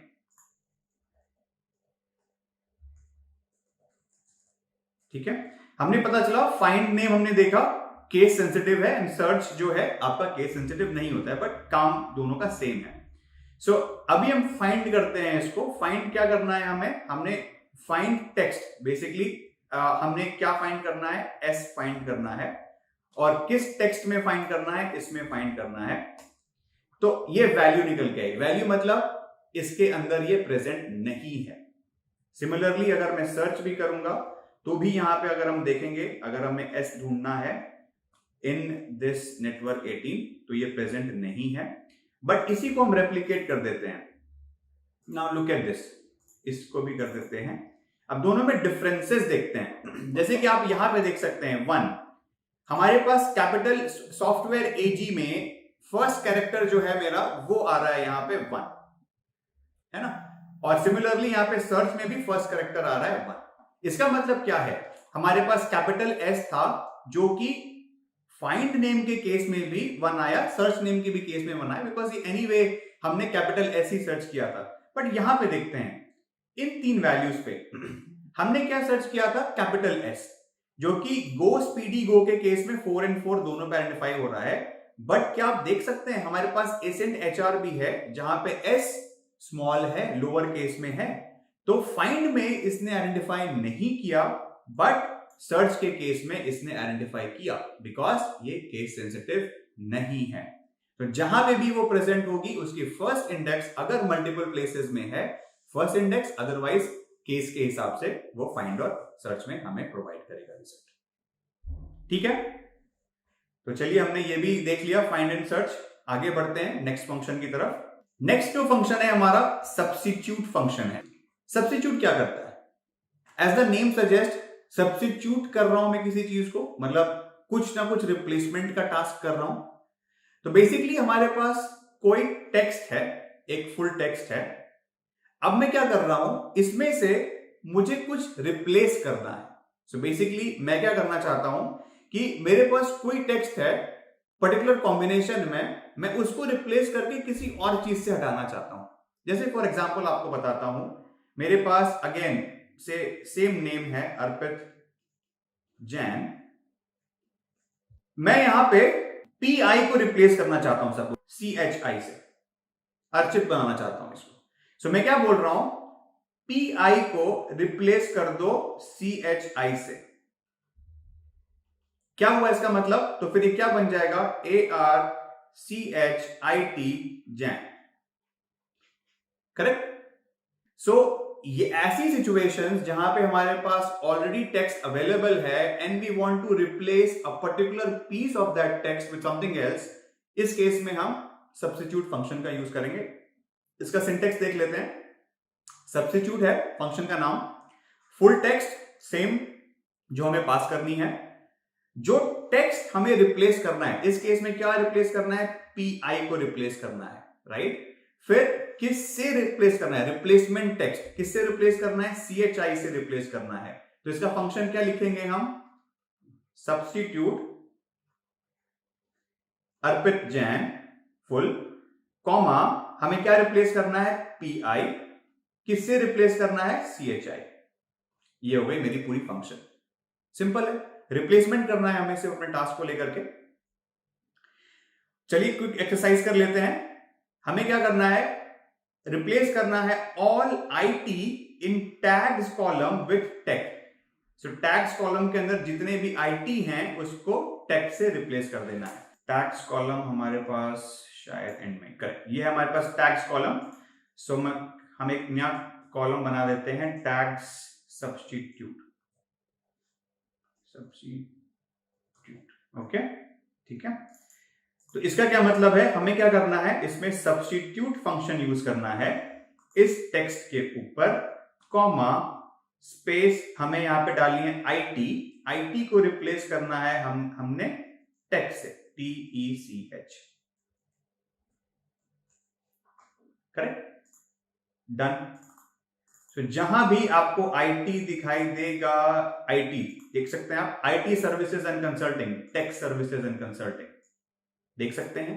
सो आईटी को हमने रिप्लेस कर दिया टेक से, as simple as that. Simple function है सब्स्टिट्यूट, जो अवेलेबल टेक्स्ट है मैं उसको कन्वर्ट करके किसी और चीज में बनाना चाहता हूं, सो आईटी बन गया टेक। नेक्स्ट फंक्शन है हमारे पास रिप्लेस। ये भी मोर और लेस सिमिलर फंक्शन है, इसमें भी हम रिप्लेसिंग ही कर रहे हैं, बट इसमें कोई अवेलेबल टेक्स्ट का किसी न्यू से रिप्लेसमेंट नहीं है। इसमें हम क्या करते हैं, मेरे पास अवेलेबल टेक्स्ट है, मैं एक पर्टिकुलर पोजीशन पे जाऊंगा, उस पोजीशन से मुझे कितने कैरेक्टर्स को रिमूव करना है, और मतलब कितने कैरेक्टर्स को वहां से हटाना है, और उनके अगेंस्ट में कितने कैरेक्टर्स क्या डालना है, वो मेरी रिप्लेसमेंट के अंदर जाएगी। सो आप इसका अगर सिंटेक्स पढ़ेंगे, फुल टेक्स्ट, स्टार्टिंग पोजीशन जहां से मुझे रिप्लेसमेंट को स्टार्ट करनी है, कितने नंबर ऑफ कैरेक्टर्स को रिमूव करना है, एंड उसके अगेंस्ट में क्या डालना है। वैसे फॉर एग्जांपल आपको बताऊं, सेम मैं अर्पित जैन की बात कर रहा हूं, मैं अर्पित जैन के अगेंस्ट में मैं बोल रहा हूं कि मुझे आप सेकंड पोजीशन से आप नेक्स्ट 5 कैरेक्टर्स को हटा दीजिए, एंड उसके अगेंस्ट में मुझे सिर्फ जी डाल दीजिए, एक कैरेक्टर जी। सो ए पे स्टार्ट, सेकंड से स्टार्ट करूंगा तो 1 2 3 4 5 ये सारे के सारे चले गए, सब चले गए। अब इसके अगेंस्ट में मैं क्या टेक्स्ट डालना चाह रहा हूं, जी। सो इसका आउटपुट क्या आएगा, A C, and then space is also gone, so साथ में A G Jain, all thing everything together. So basically ये और एडवांस्ड है, स्मार्ट है, जिसमें कि हम ये पता करते हैं कि पर्टिकुलर पोजीशन से हम स्टार्ट करके कितने कैरेक्टर को हटाना है, एंड उनको हटा के हमें वहां पे उसको किस चीज से रिप्लेस करना है। That is what replace function will do. एक क्विकली इसका एक्सरसाइज भी कर लेते हैं। सो सेम कंपनी नेम्स में जाएंगे, जिसमें हम रिप्लेस करेंगे third and the fourth characters with PW skills. ठीक है, क्विकली करते हैं। चलिए next, let's go to our Excel. तो हमारे पास आप देख सकते हैं ये नेम कॉलम है, जिसमें वो सारी कंपनी की नेम्स आ रही है, और हमारा क्वेश्चन है कि मुझे third and the fourth character को रिप्लेस करना है पीडब्ल्यू स्किल्स के थ्रू।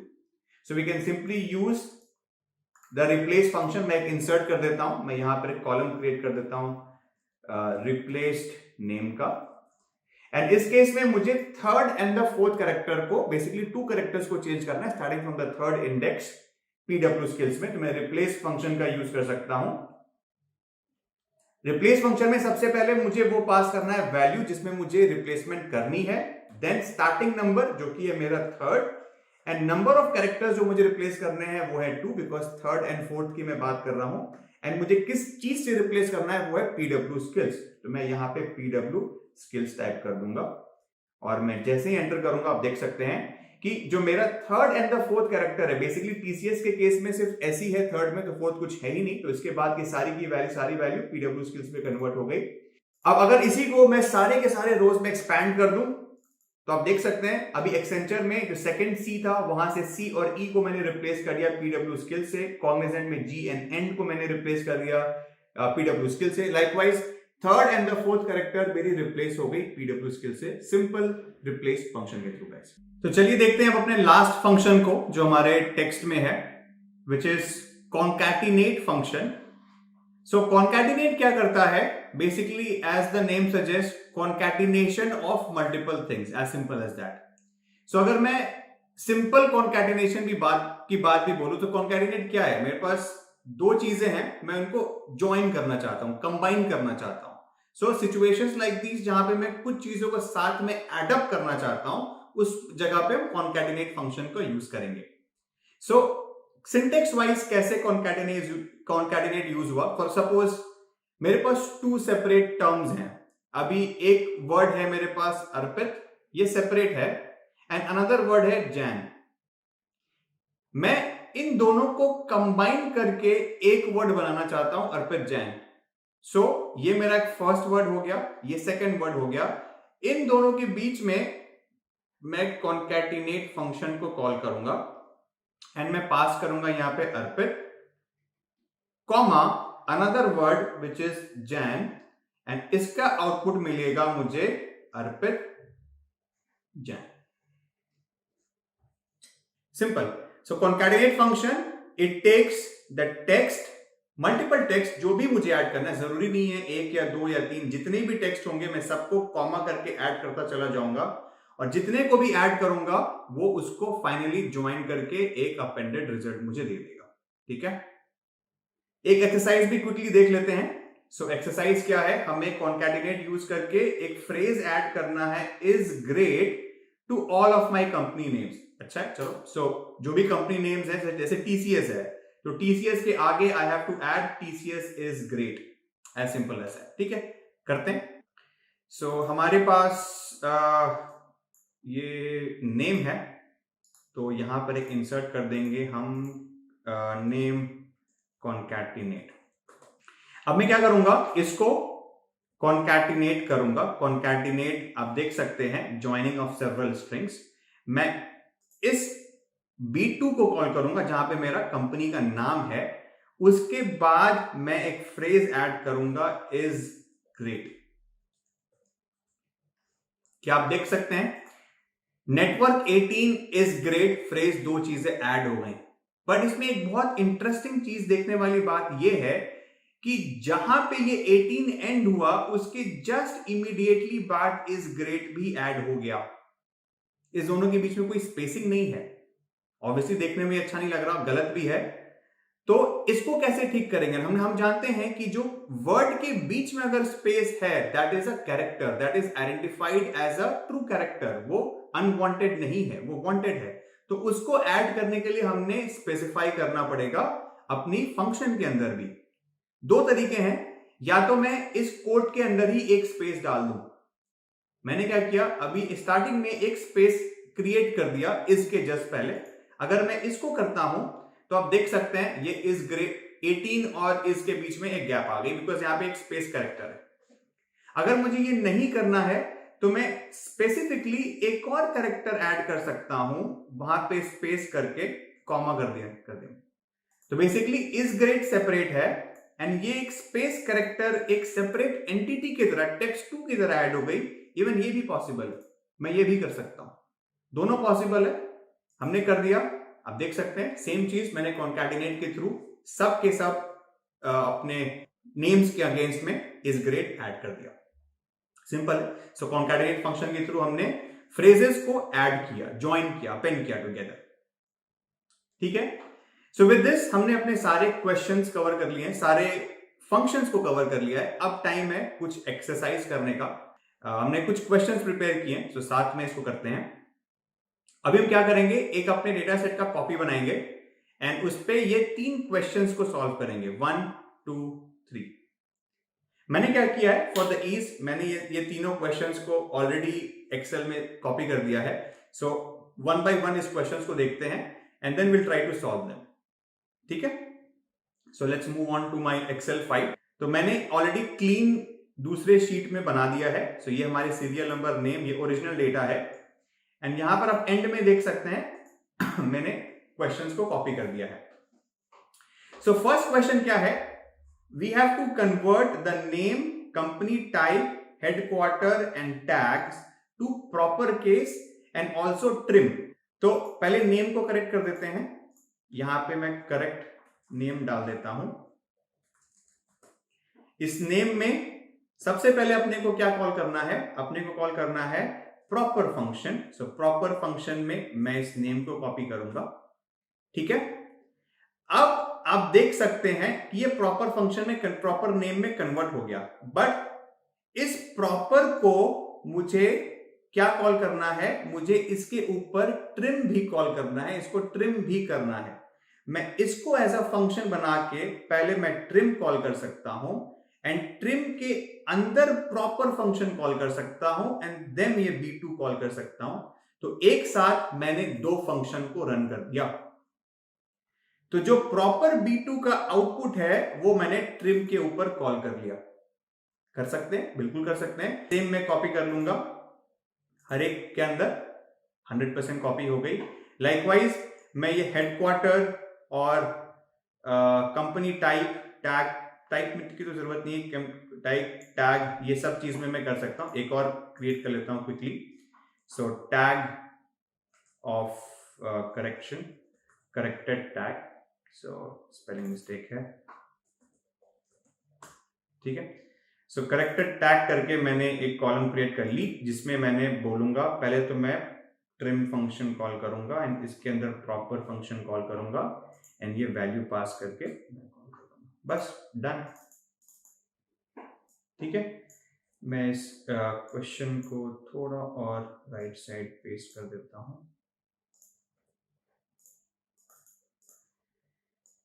ठीक है। सो फर्स्ट क्वेश्चन डन है, this is done, simple question. हमने आप रेप्लिकेट कर सकते हैं कंपनी टाइप और हेडक्वार्टर में भी, सिंपल है। हमने ट्रिम फंक्शन के अंदर प्रॉपर फंक्शन कॉल किया हुआ है। सेकेंड क्वेश्चन है, हमें remove the string employees India in number of employees and इसको रिप्लेस करना है ब्लैंक कैरेक्टर से। अभी देखते हैं, ओके।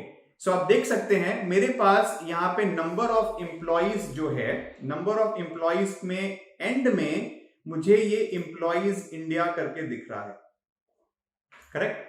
तो इस एम्प्लॉइज इंडिया को मैं हटा करके ब्लैंक से रिप्लेस करना चाहता हूं, कर सकते हैं। मैं सिंपल यहां पे सब्स्टिट्यूट कमांड भी यूज कर सकता हूं, रिप्लेस भी कर सकता हूं, बट रिप्लेस में मुझे काउंट करना पड़ेगा। I think substitute will be better, तो सब्स्टिट्यूट यूज कर लेते हैं। सो इसको हम नंबर ऑफ एम्प्लॉइज करेक्टेड बोल देते हैं, तो ये हो जाएगा इज इक्वल टू सब्स्टिट्यूट, ये हमारी फंक्शन हो गई। एंड इसमें हमारा ओल्ड टेक्स्ट क्या है जो हमें रिप्लेस करना है, वो है एम्प्लॉइज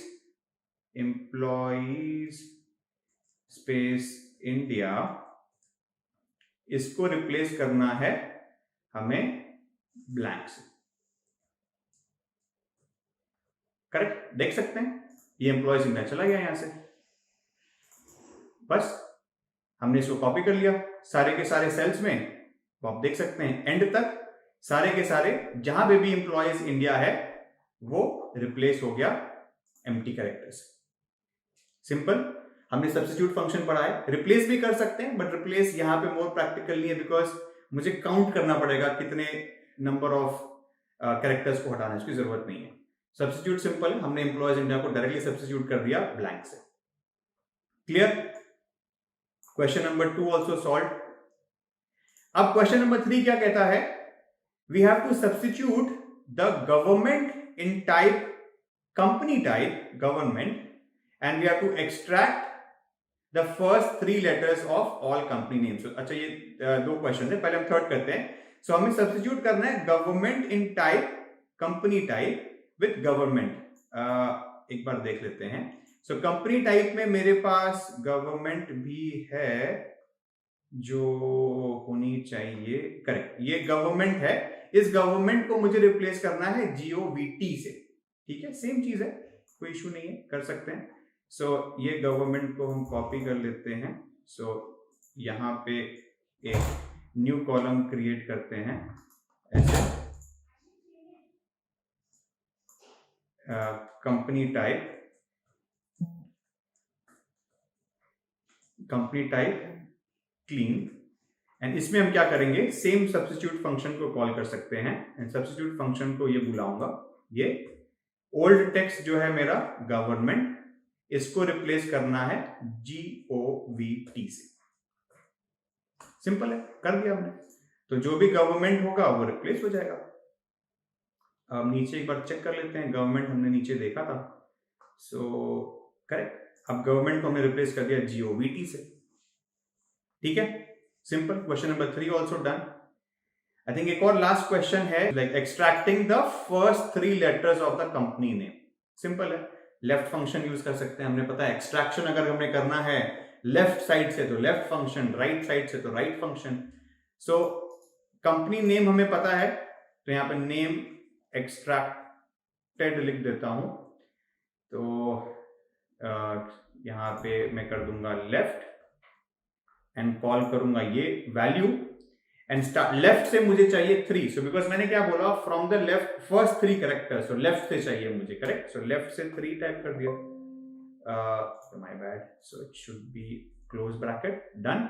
सो लेफ्ट से 3, फर्स्ट 3 कैरेक्टर्स और लेफ्ट से 3 कैरेक्टर एक ही चीज है, सो NET, या फिर अगर इसको मैं कॉपी कर दूंगा तो हर एक कंपनी की फर्स्ट 3 कैरेक्टर्स मुझे निकल के आ गई, ठीक है, सिंपल है।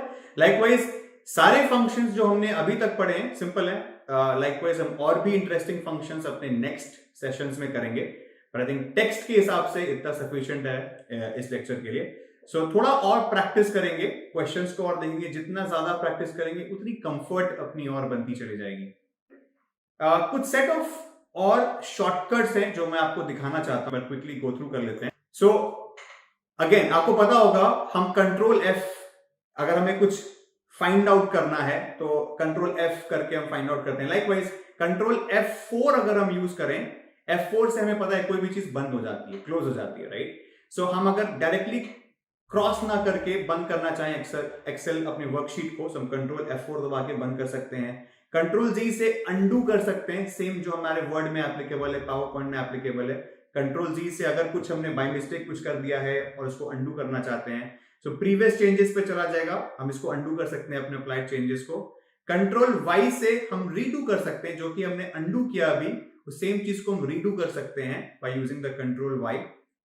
Control W we can use to close the workbook, अगर हमने कोई स्पेसिफिक वर्कबुक ओपन किया हुआ है, उस वर्कबुक को हम स्पेसिफिकली क्लोज कर सकते हैं कंट्रोल W से। Control F again it is going to launch that find and replace वाला डायलॉग बॉक्स, जिसमें हम स्पेसिफिक टेक्स्ट को डाल करके ये फाइंड आउट कर सकते हैं अगर ये पैटर्न और टेक्स्ट हमारे पूरे एक्सेल में कहीं भी अवेलेबल है कि नहीं, या कुछ रिप्लेस करना है कि नहीं। सो ये सारी चीजें कंट्रोल और F के थ्रू कर सकते हैं। लाइकवाइज गाइस, हम और भी शॉर्टकट्स विद टाइम पढ़ेंगे हमारे लेक्चर्स में।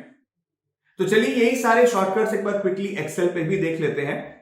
तो हमारे पास ये सेम एक्सेल फाइल है जिसपे हम अभी काम भी कर रहे थे। मैं इसमें एक सिंपल चेंज करता हूं, सपोज सारे कॉलम्स को मैं एक मार्जिन दे देता हूं, मैं सिंपल सबको सिलेक्ट करके एक मार्जिन दे दूंगा।